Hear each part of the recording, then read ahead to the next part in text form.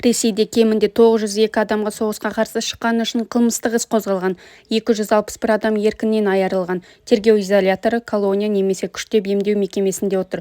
Бұл жөнінде ресейлік ОВД-Инфо медиа жобасы хабарлады. Жоба мәліметінше 285 адам жалған ақпарат тарату, 172 адам Ресей әскерінің беделін түсіру бабы бойынша қудаланып отыр. Бұл 2022 жылы ақпанда Ресей Украинаға басып кіргеннен кейін пайда болған баптар.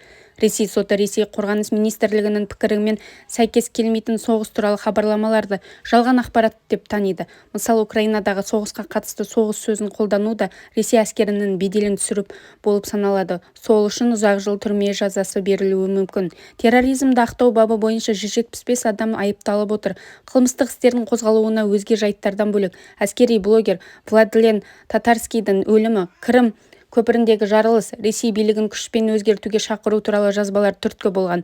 Соғысқа қарсы шыққаны үшін қылмыстық іс қозғау жайттары Ресейдің 4 аймағында ғана жоқ. Шешенстан, Қарашай, Черкес, Ненецк автономды өлкесі және Брянск облысы. Қылмыстық істер Мәскеу, Санкт-Петербург және Свердловск облысында көп. Кемінде 67 адам азаптауға ұшыраған. Құқық қорғау органдары оларды ұрып соққан, зорлаған, электр тоғымен азаптаған, ауыздарын скотчпен желімдеген. Соғысқа қарсы шыққан үшін қудаланғандардың 260-ы Ресейде емес.